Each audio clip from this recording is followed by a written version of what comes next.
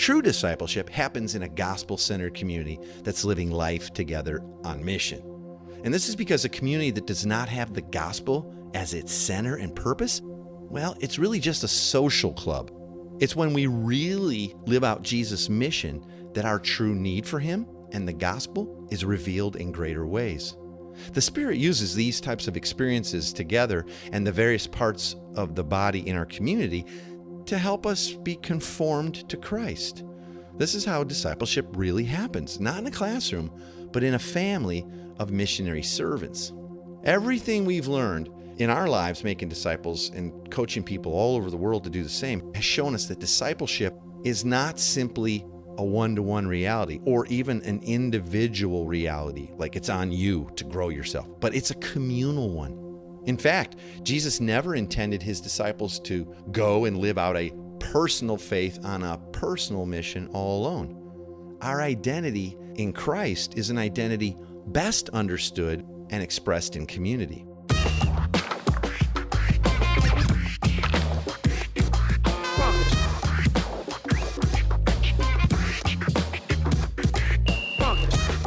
Welcome to the Everyday Disciple Podcast, where you'll learn how to live with greater intentionality and an integrated faith that naturally fits into every area of life. In other words, discipleship as a lifestyle. This is the stuff your parents, pastors, and seminary professors probably forgot to tell you. And now, here's your host, Caesar Kalinowski. Okie dokie, here we go again. Good to be with you. Hope you are living the dream. Hope your day is going well. Hey, have you been watching much of the Olympics? Depending on when you're hearing this, I guess. If you're hearing this in months, it's way over. But I'm kind of thinking about it because all the commercials are about the Olympics, but I don't know a single person who's watching any. Kind of weird. When I was a kid growing up, it was the big deal. Everybody was all about it, and we all had our favorite sports, I guess, that we watched and couldn't miss and all that. And I might still be that way, I guess, but I haven't caught the spark. I'm not sure what's going on with that. How about you? Hey, guess what? Do you know what next week is? Next week is the 5-year anniversary of our podcast. Yeah. Yep, it is coming up. The next episode will be landing actually on our 5-year anniversary. That is so hard to believe. 5 years ago when Heath and I started up the Life School podcast, then it's become known as the Everyday Disciple podcast. We had no idea if we'd be able to sustain this and move on every week for who knows how long, but we have done it. Next week will be our 271st episode. Yeah, isn't that crazy? And I know if you try to do the math, you're like, why doesn't that add up to 5 times 52? Well, it's because we've done extra episodes and bonus episodes and all those kind of things. But that is amazing to me. Talk about an evidence of God's grace that we continue to be able to take the things that you're writing in about and questions and the people we're discipling and folks we're coaching and continue to speak to how the gospel really speaks into and affects all of normal everyday life, and that discipleship is meant to be that way. Did you know this about podcasts? I had to do a little Googling, kind of a digital pat on the back for myself and Heath, if you will. 12% of podcasts have only published a single episode. And by the way, there's close to 1 million podcasts out there now. 12% have only published a single episode.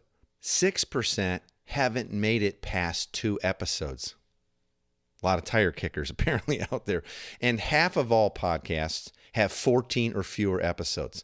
So, 271 by next week. Yeah. And you know what? You want to celebrate that with us, don't you? I want you to celebrate it with me. In fact, I want you on the show next episode for the anniversary. Let me tell you what I want to do here. We're going to have a little contest. It's just this week. So if you're a regular listener, then you're hearing these episodes right when they start. So you don't have time to mess around, but this will take you seconds.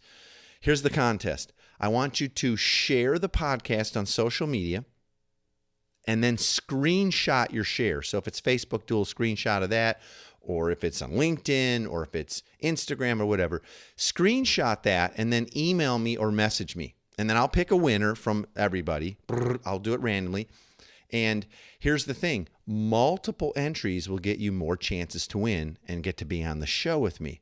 So again, all you have to do is share out the show. I ask all the time, like, hey, are you sharing this? Are you paying this forward? Here's what you want to do. Just put something nice about the podcast or what you like about it. You could pick a specific episode or whatever, and then share that. Say, hey, you need to check this out. everydaydisciple.com/podcast. That'll take them right to the homepage of the podcast. The current episode will be there, a bunch of episodes below it, and then a link to all the episodes. If you'll do that and then do a screenshot, and either email me or message me. Okay, now message me, you can message me through all Instagram or Facebook or whatever. But if you want to email me, just email me at Caesar@everydaydisciple.com. So share out the link, everydaydisciple.com/podcast. Say a few nice words, take a screenshot of that, and then email me or message me. And my email is Caesar, you spell it just like the pizza or the salad dressing, CAESAR, @everydaydisciple.com. And then this needs to happen right away, because then I am going to have a winner on, and we're going to record this next week. So this episode is going to be, you're going to be hearing this starting on the 14th. And then so in the next 5 or 6 days, whatever comes in, I'm going to pick one, I'm going to get a hold of you, and I'm going to have you on the show with me for the anniversary. Pretty cool, huh? So I hope you'll do that. I know some of you would be like, oh, it'd be fun. How long? It won't be a long tear. The whole thing will be less than a half hour of your time. It'll be easy. And I want you to help me celebrate that. I'll probably also be reading off a whole bunch of the people who shared, even though it'll just be one of you. And if you're married and you both listen and you want to come on as a couple, great. Awesome. Now, also, today, when I'm recording this episode, we have 1, maybe 2 slots available in a new coaching cohort that Tina and I are starting up real soon. So if you've ever thought about it, been kicking the tires, wondering what that'd be like, now's an opportunity. We're filling up, and this will be the last time we open up a cohort, I'm guessing till at least fall of this year, so months. So we got 1 or 2 slots. And if you're interested in learning what our coaching is and how we dig deep into discipleship and mission and gospel fluency in everyday life, I'd love you to learn more. And I'm happy to set up a short Zoom call, talk you through it, whatever. Get all the information you need at everydaydisciple.com/coaching. And there's a little form there you could fill out. You could also email me, same email address, Caesar@everydaydisciple.com, and just say, hey, we want that coaching slot. What do we got to do to get in? And we'll let you know. All right? Cool. Now to today's topic. Most people in our churches and most Christians we know cannot multiply or replicate the things they're experiencing on Sundays at a church service. Would you agree? Mostly no one's doing that. They're not going home and saying, you know, my neighbors need is they need that 6-7 piece worship band in the backyard tonight, and I'm going to set up lots and lots of lights and or what or whatever. Or I'm going to have to memorize that sermon from Sunday so I can do it word for word over the back fence or while I'm in line at the grocery. See, no one's generally reproducing that much of what they experience on Sundays. And if what we teach and preach and train others in cannot be reproduced immediately over and over, then it'll never lead to maturity and growth in the church and multiplication of disciples making disciples. Make sense? So what are those biggies, big issues and topics that we must be sure are seeded into our lives and the lives of others for maturity? Well, there's a lot. But I'm going to give you 3 main components that must be taught, lived out, modeled, reminded, and retaught over and over. And those 3 are gospel, community, and mission. Yeah, gospel in communities on mission. These 3 elements are the foundation, the core that we return to over and over, and that consistently helps disciples connect to God in every area of their lives. Gospel, community, and mission. We need to help people increase in the rhythms of living out the gospel together in community, living more and more like a family. And it takes consistent growth in the mission of pursuing people that are not yet part of the family and seeking those God has specifically called us to make disciples of. That takes a real consistency. That has to be modeled, experienced. Otherwise, we all kind of revert back to me, mine, my stuff, my time, my calendar, my preference. So in order to make fully mature disciples of Jesus, I'm just putting it out there, we must live in gospel-centered communities together on mission. There it is again, gospel, community, mission. It takes all 3 legs of the stool, if you will. I'm just going to use that analogy. There's three legs to the stool. If you take one out, the whole thing tips over. So now, as we continue on in our conversations series, today, you're going to hear a short but natural conversation between a couple of buddies who meet up at a cafe.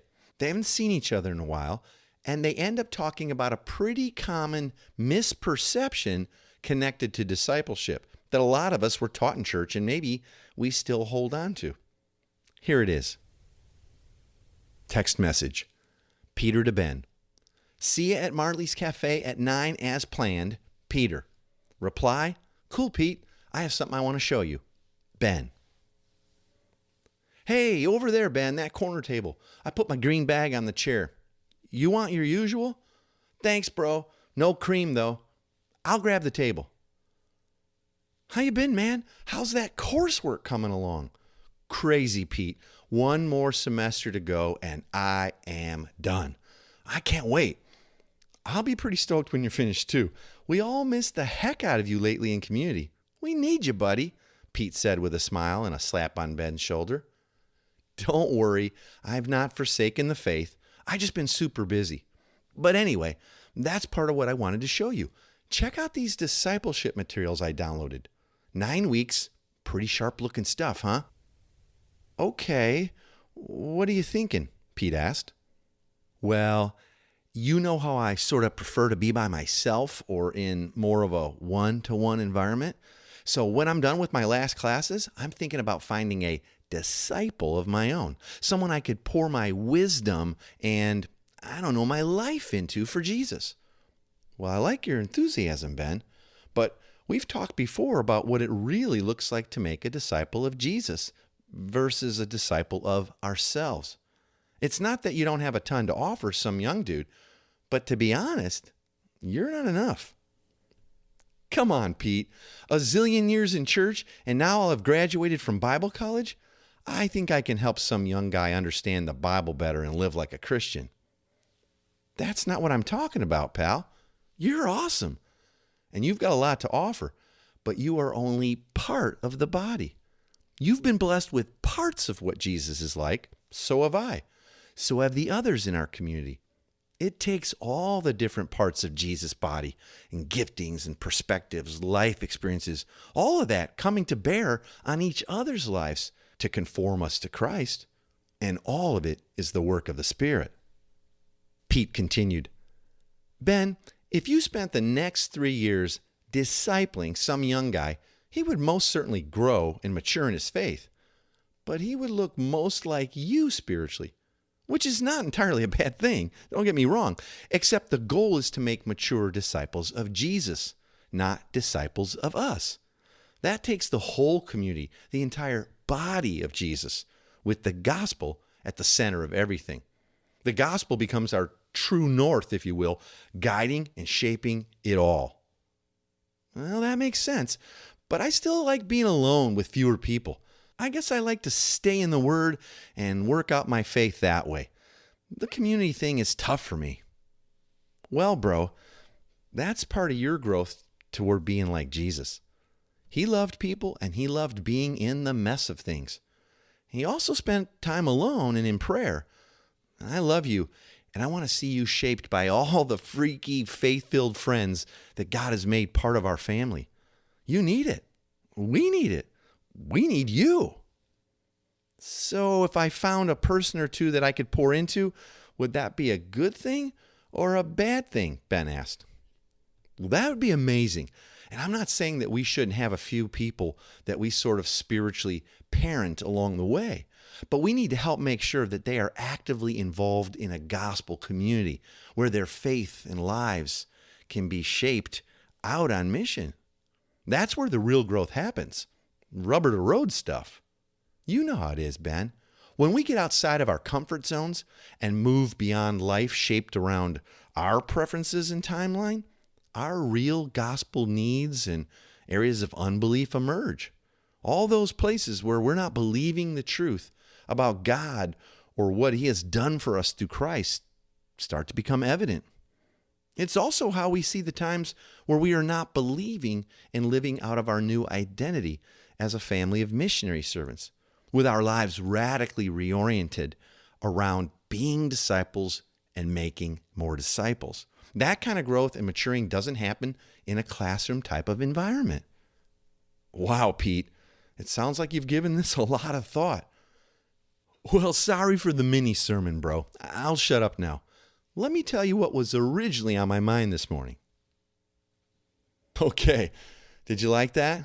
I feel like I've had that same conversation with an awful lot of different people, especially the part about it taking a full community, the body of Christ, to make mature disciples.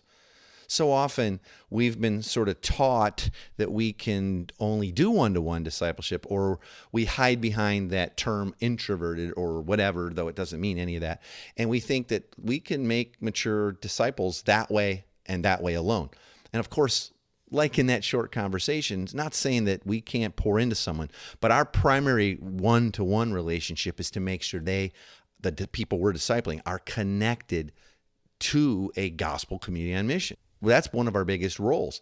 And that doesn't mean just like in our parenting or whatever, or sometimes like Jesus did with his disciples, you won't have times when you're alone with one person in the community, but that's not the way it primarily is going to happen.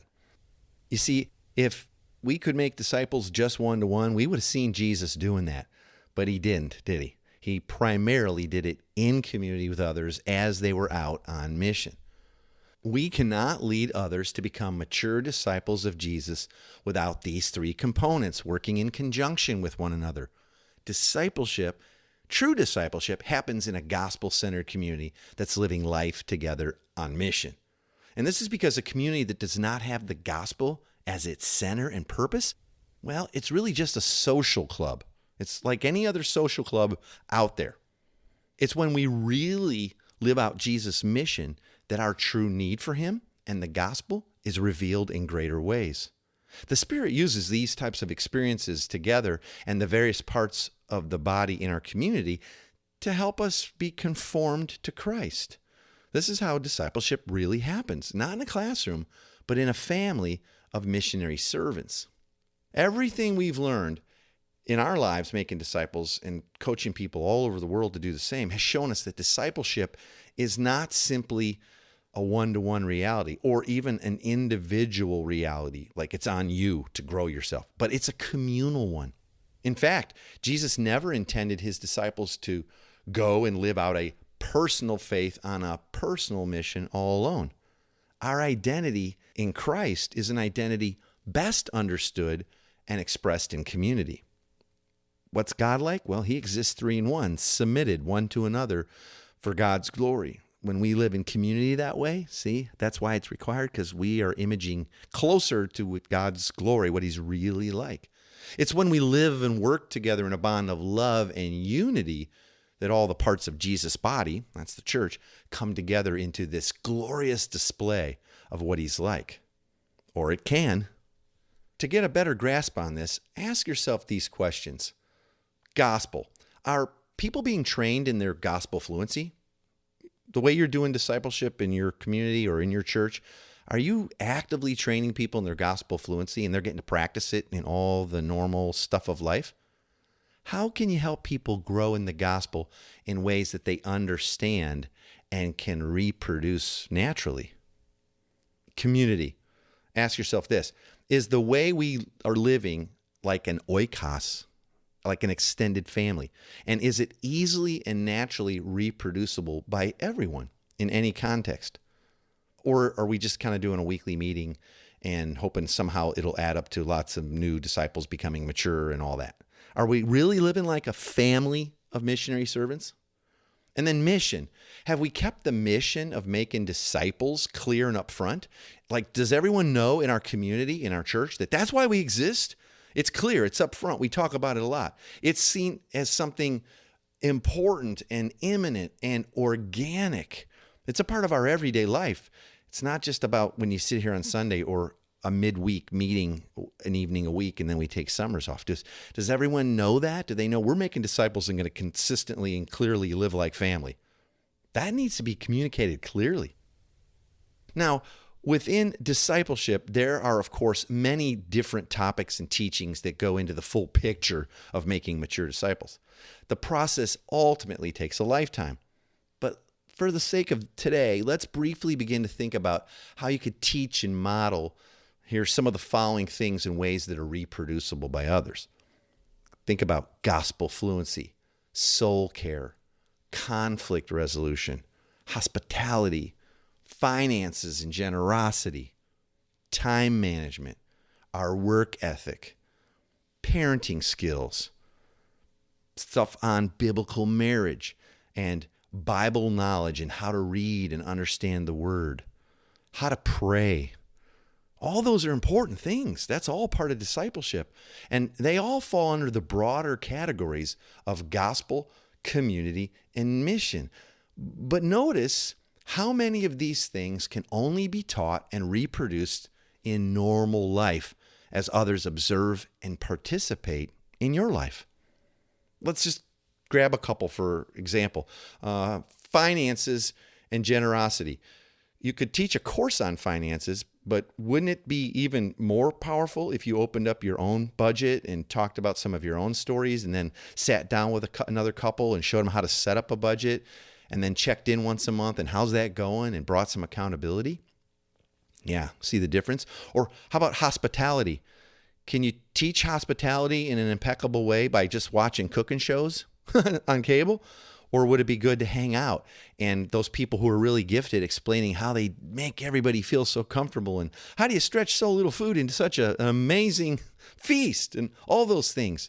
So if you think through that list, all that stuff really does have to happen with the gospel at the center. In other words, why are we doing all this? To show what God's like and understanding that gospel connection in community on mission. In other words, for the sake of finding more and more people who God's wanting to bring back into the family.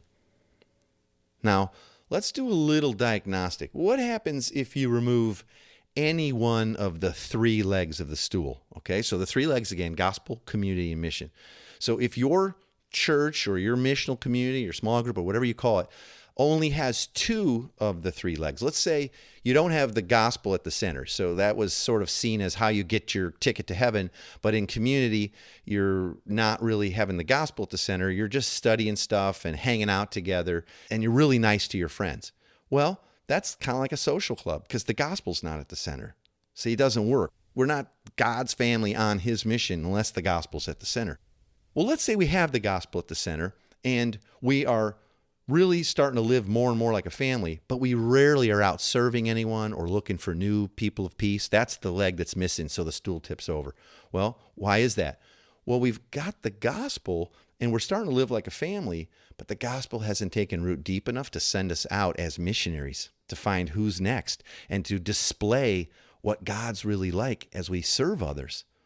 See, you can do that with all three of the legs. Well, let's just keep going. I'll do it with the last one. So let's say you've got the gospel and you're out like crazy, just serving all the time and all that, but you don't live like a family. So what do you have? Well, it still tips over because what you have is you sort of have a church-based Red Cross. You're out serving like crazy. You wave the banner of Jesus, but if you really believed that, you'd live like a family and increasingly give your life away.